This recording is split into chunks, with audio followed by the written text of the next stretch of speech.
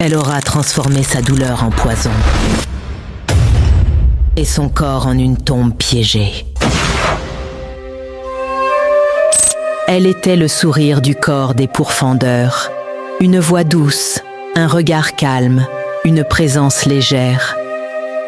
Mais ce que vous ignorez, c'est que derrière ses yeux brillait un deuil que personne ne voyait.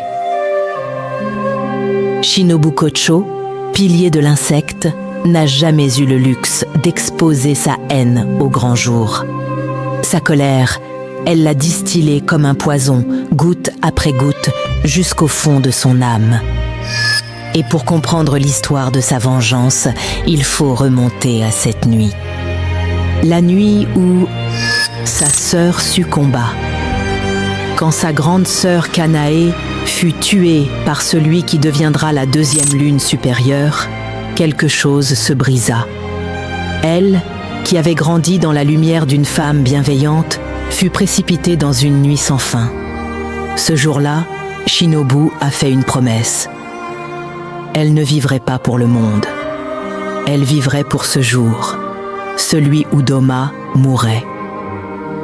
Mais Shinobu n'était pas assez forte, et elle le savait.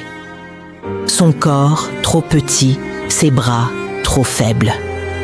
Alors elle fit de sa faiblesse une arme. Pendant plus d'1 an, elle modifia son organisme, inonda son propre sang de glycine, un poison mortel pour les démons. Elle s'est lentement transformée en l'âme vivante, pas pour vaincre, mais pour tuer avec sa mort. Et pendant ce temps, elle souriait. Elle formait Kanao, cet enfant qu'elle avait recueilli, cette petite sœur de substitution à qui elle n'a jamais su dire « je t'aime », mais qu'elle protégeait de tout. Elle lui a transmis son style, son intelligence, sa rage muette. Puis le jour fatidique arriva. Celui où elle fit face à Doma, l'homme qui avait volé sa lumière. Elle n'avait aucune chance, et elle le savait. Mais elle a tenu, elle a frappé, encore. Encore. Elle aura résisté suffisamment longtemps avant d'être absorbée par son ennemi juré.